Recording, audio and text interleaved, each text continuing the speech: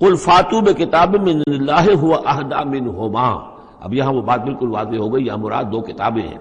تو اے نبی ان سے یہ کہیے اچھا پھر کوئی اور کتاب لاؤ جو اللہ کی طرف سے آئی ہو، جو ان دونوں سے زیادہ ہدایت دینے والی ہو.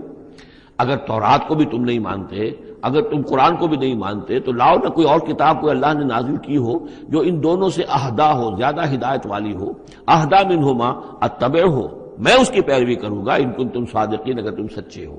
یعنی یہ بات نوٹ کر لیجئے، یہ ایسے ہی ہے جیسے ایک جگہ آیا ہے قل ان کان للرحمن ولد فانا اول العابدین. آگے چل کر آ جائے گی یہ آیت کہ اگر رحمان کا واقعی کوئی بیٹا ہوتا تو سب سے پہلے میں پوچھتا اس کو. جب میں رحمان کی بندگی کرتا ہوں، رحمان کی پرستش کرتا ہوں، رحمان کو پوچھتا ہوں، تو اگر واقعی اس کا کوئی بیٹا ہوتا تو میں کیوں نہ پوچھتا.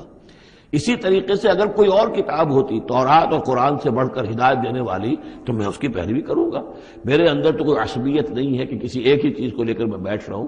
جو بھی اللہ کی طرف سے ہدایت نامہ ہے